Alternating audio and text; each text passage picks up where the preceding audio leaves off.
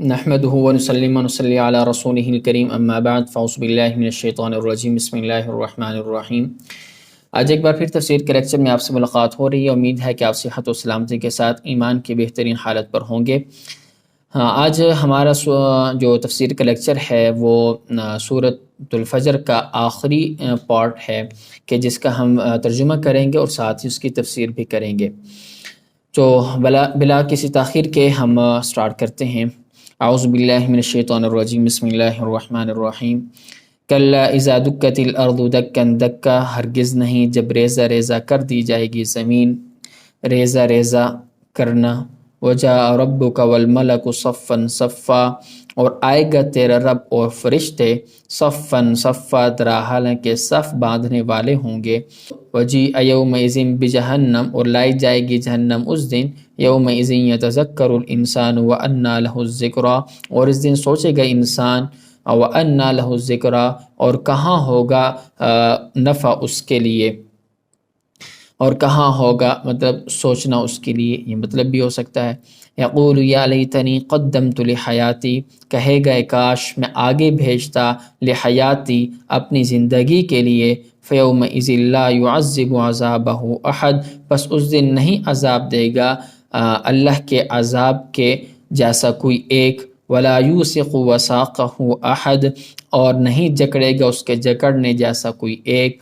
یا ایتھا النفس المطمئنہ، اے روح اطمینان والی، اے مطمئن روح، ارجعی الی ربک، لوٹ جا تو اپنے رب کی طرف، راضیۃ مرضیہ، اس حال میں کہ تو راضی ہونے والی ہے، مرضیہ راضی کی ہوئی ہے۔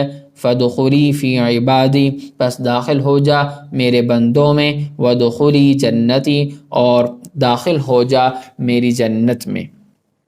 ان آیات میں اللہ تبارک و تعالیٰ ارشاد فرماتے ہیں کہ اللہ سے کفار کو زجر و توبیخ ہے کہ تم یہ مت سمجھو کہ اس دنیا کے اندر ان کے جو برے اعمال کر رہے ہیں ان پر انہیں کوئی سزا نہیں دی جائے گی، بلکہ ضرور دی جائے گی، وہ ذات تو اس پر قادر ہے۔ آگے اس عذاب اور سزا اور اس کے وقت کا بیان کیا جا رہا ہے۔ چنانچہ اللہ تبارک و تعالیٰ ارشاد فرماتا ہے کہ ایک وقت آئے گا کہ زمین ٹکڑے ٹکڑے کر دی جائے گی، زمین ریزہ ریزہ ہو جائے گی۔ یہ نفخہ اولیٰ کے وقت ہوگا جب زلزلہ قیامت کی وجہ سے زمین پر برپا ہوگا، اور یہ زلزلہ آتا رہے گا جو پہاڑ، عمارتیں، درخت سب کچھ ٹوٹ کر ریزہ ریزہ ہو جائے گا اور زمین بالکل ہموار ہو جائے گی۔ ایک مختلف روایات میں ہے کہ زمین کو یہ کھینچ کر لمبا کر دیا جائے گا، ایک سطح ہموار زمین بن جائے گی، جیسا کہ یہ سورۃ النازعات میں اللہ ارشاد فرماتے ہیں فَإِذَا هُمْ بِالسَّاهِرَةِ، کفار کی حالت کو بیان کرنے کے بعد فرمایا پس اچانک وہ میدان میں ہوں گے، کہ وہ میدان کون سا ہوگا؟ یہی دنیا کا جو ہر چیز تباہ و فنا ہو جائے گی نفخہ اولیٰ کے وقت۔ تو اس کے بعد اللہ نے یہی فرمایا کہ جب یہ سارا میدان بن جائے گا تو اس پر وہ ہوں گے۔ تو پھر آگے فرمایا دکن دکا کی تاکید سے اشارہ ہے کہ زلزلے کے بعد زلزلے جو ہے نا یکے بعد دیگرے مسلسل آتے رہیں گے۔ تو بہرحال یہ زمین پر ہر چیز فنا و تباہ و برباد ہو جائے گی۔ آگے فرمایا وجاء ربک والملک صفا صفا، مطلب یہ ہے کہ روز محشر اللہ تبارک و تعالی حساب کتاب لینے کے لیے تشریف لائیں گے اور فرشتے بھی آئیں گے۔ اب رب تعالیٰ کیسے آئیں گے؟ یہ رب تعالیٰ کی کیا شان ہے، رب تعالیٰ بہتر ہی جانتے ہیں کہ ان کے آنے کی کیا صورت ہوگی۔ بہرحال اور یہ متشابہات میں سے ہے۔ اور پھر آسمان پھٹ جائے گا، جب آسمان پھٹ جائے گا تو آسمان سے فرشتے زمین پر اتریں گے، صف در صف اتریں گے اور صف باندھ کر کھڑے ہو جائیں گے، رب کے حکم کا انتظار کریں گے۔ پھر جو رب حکم دیں گے اس کی تعمیل کے لیے ہم وقت تیار ہوں گے اور فوراً بجا لائیں گے۔ آگے فرمایا وجیء یومئذ بجہنم، مقصد یہ ہے کہ قیامت کے دن جہنم کو لایا جائے گا۔ اب اس کی پوری حقیقت اور کیفیت کیا ہے اللہ تبارک و تعالیٰ اس کو بہتر جانتے ہیں۔ اور اس سے ایک چیز یہ بھی سمجھ میں آ رہی ہے کہ اس زمین کے بالکل نیچے سے جہنم کو لایا جائے گا، سارے فرشتے اس کے احاطہ کیے ہوئے ہوں گے۔ جب جہنم کو لایا جا رہا ہوگا اس کے چنگارے اڑ رہی ہوں گے، سب لوگوں کے حواس باختہ، سارے لوگ حواس باختہ ہو جائیں گے، ادھر ادھر بھاگنے لگ جائیں گے، لیکن سب کو فرشتوں نے بھی گھیرا ہوا ہوگا۔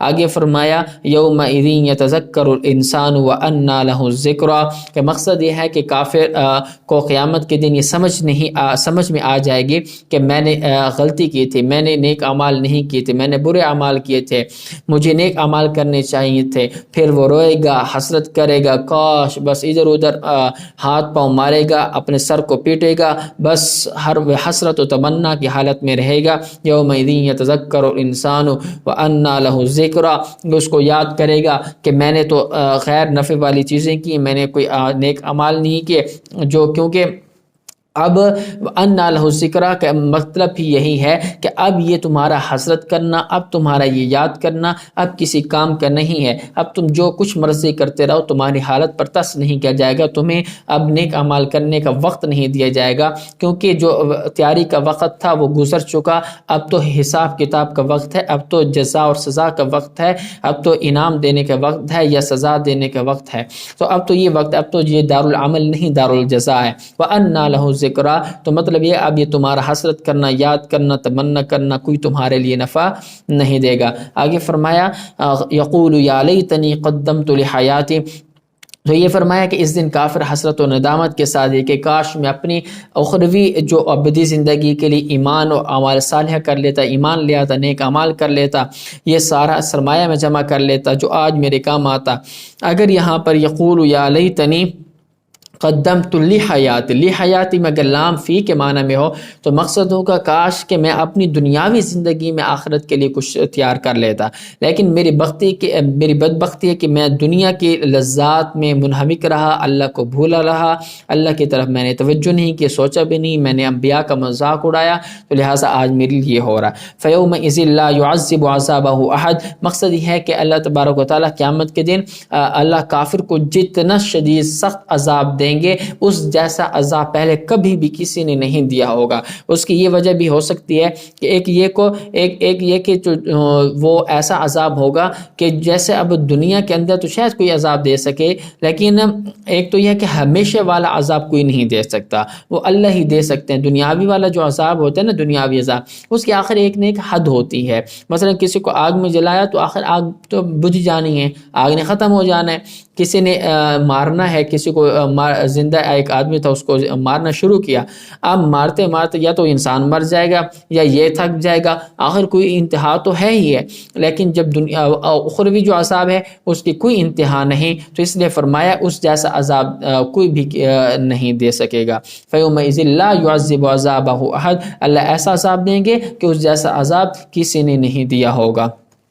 تو اب دیکھیں کہ اس طرح اللہ تبارک و تعالیٰ کافر کو ایسا جکڑیں گے کہ اس کا تصور بھی نہیں ہو سکتا کہ وہاں قید، جیل خانہ، بیڑیاں، سانپ، بچھو، اللہ مان والحفیظ، اس طریقے سے کوئی تصور بھی نہیں ہو سکتا کہ کیا عالم ہوگا کیا نہیں ہوگا، کیونکہ اس کی کوئی انتہائی نہیں ہوگی۔ آگے فرمایا یا ایتھا النفس المطمئنہ ارجع الی ربک، اب دیکھیں یا ایتھا النفس المطمئنہ، اب پچھلی آیات میں کفار کے سزا اور عذاب کے بعد یہاں سے مومنین کے جزا اور سزا کو بیان کیا جا رہا ہے، اس کے ثواب کو ذکر کیا جا رہا ہے۔ اللہ تبارک و تعالیٰ ارشاد فرماتے ہیں مومنین کو یہ خطاب ہوگا کہ اے مطمئن روح، اے مطمئن نفس، اپنے رب کی طرف لوٹ چل۔ یہ خطاب کب ہوگا؟ اس میں دو باتیں ہیں، یا تو موت کے وقت خطاب ہوتا ہے کہ جب انسان دنیا سے جا رہا ہوتا ہے اس وقت اسے، جب موت کے وقت اسے یہ خطاب ہوتا ہے، چونکہ مختلف جو فرشتے ہوتے ہیں جنت کی شکلیں اس کی آنکھوں کے سامنے، جنت کی نعمتیں اس کے سامنے آ جاتی ہیں، تو پھر اسے کہا جاتا ہے کہ اے روح نکلا اپنے رب کی طرف چل، تو وہ آسانی کے ساتھ چل پڑتی ہے۔ ایک تو یہ کہ موت کے وقت خطاب ہوتا ہے، دوسرا یہ ہے کہ یہ حساب کتاب کے نزدیک بعض اوقات وہاں پر جو ہوتا ہے نا، وہاں پر جو حساب کتاب کے وقت یہ خطاب ہوگا، بعض حضرات یہ فرماتے ہیں۔ اب دیکھیں کہ نفس مطمئنہ اطمینان سے ہے، اور جس کا معنی ہے ساکن۔ اب اس سے وہ نفس مراد ہے جس کو اللہ کے ذکر اور اطمینان سے سکون اور راحت ملتی ہے۔ اب جس طرح مچھلی کو پانی میں سکون ملتا ہے، ایسے ہی مطمئن روح کو اللہ کے ذکر میں، اللہ کو یاد کرنے میں سکون ملتا ہے۔ آگے فرمایا ارجعی الی ربک راضیۃ مرضیہ، مطلب یہ ہے کہ نفس مطمئنہ کو حکم دیا جائے گا کہ اپنے رب کے پاس لوٹ کر چل۔ اب یہاں پر ارجعی کے لفظ سے یہ ثابت ہوتا ہے، ارجع کا معنی ہوتا ہے لوٹنا۔ اب یہاں سے معلوم ہوتا ہے کہ روح کا پہلا مقام بھی رب کے پاس، روح کا آخری مقام بھی رب کے پاس، اور وہ کون سا؟ علیین ہے، اور علیین کا عرش کے نیچے ہے، کہ مطلب وہاں پر روح جمع ہے۔ جب انسان کی پیدائش ہوتی ہے تو وہاں سے روح نکال کر انسان کے جسم میں ڈال دی جاتی ہے، اور پھر بعد میں اس کا مستقل ٹھکانہ کون سا؟ مومنین کے ارواح کا، وہ علیین ہے۔ تو پھر دوبارہ روح نکل کر وہاں چلی جاتی ہے۔ تو امید ہے یہ بات بھی سمجھ میں آ چکی ہوگی۔ اور آگے فرمایا کہ راضیۃ مرضیہ، مقصد یہ ہے کہ نفس اللہ کے ہر حکم پر راضی ہونے والا ہوگا، راضی ہوگا، اور اللہ بھی اس پر راضی ہوں گے، اور یہ نفس موت پر بھی راضی، یہ جو نفس ہوگا یہ موت پر بھی راضی اور خوش ہوتا ہے، جیسے کہ حدیث مبارکہ میں ہے جناب نبی کریم صلی اللہ علیہ وسلم نے فرمایا کہ من احب لقاء اللہ احب اللہ لقائہ ومن کرہ لقاء اللہ کرہ اللہ لقائہ۔